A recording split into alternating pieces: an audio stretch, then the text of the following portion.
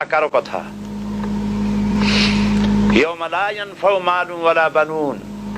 সন্তান সন্ততি স্ত্রী পুত্র পরিজন দিয়ে কোনো উপকার কারো হবে না।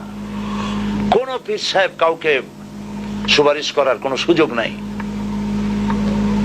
আল্লাহ পাক যাকে পারমিশন দিবেন, যার জন্য দিবেন, তিনি শুধু সুপারিশ করতে পারবে, আর কেউ না। কিয়ামতের দিন অনেক মুরিদ নিয়ে এক এক পীর উঠবে, মিথ্যে কথা।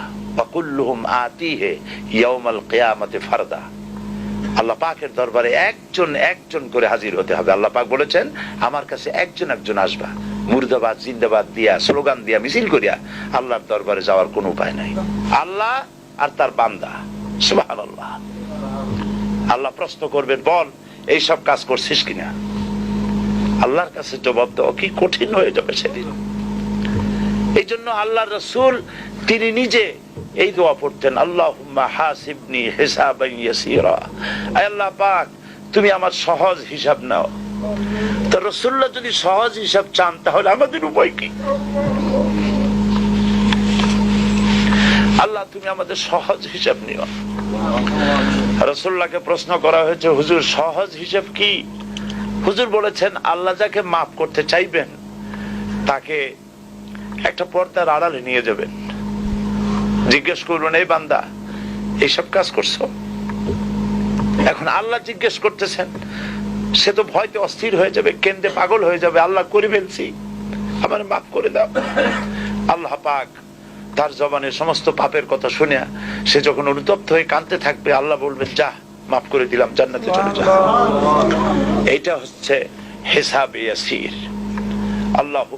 আল্লাহুম্মা হাসিবনি হিসাবান ইয়াসীরা।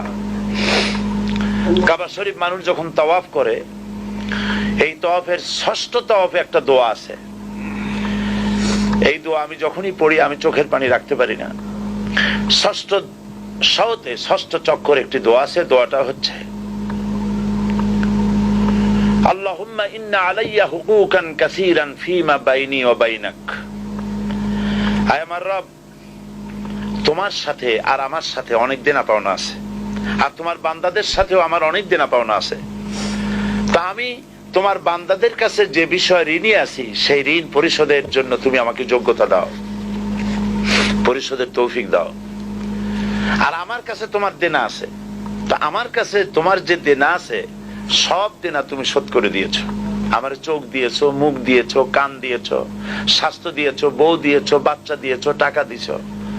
আমার কাছে সৃষ্টি করে তোমার যা দেনা ছিল তুমি সব তো শোধ করে দিয়েছো, কিন্তু তোমার দেনা তো আমি কিছুই শোধ করতে পারি। তোমার দেনা আমার শোধ করার একটা পথ আছে মাবুদ, সেই পথটা হলো তুমি আমার মাফ করে দাও।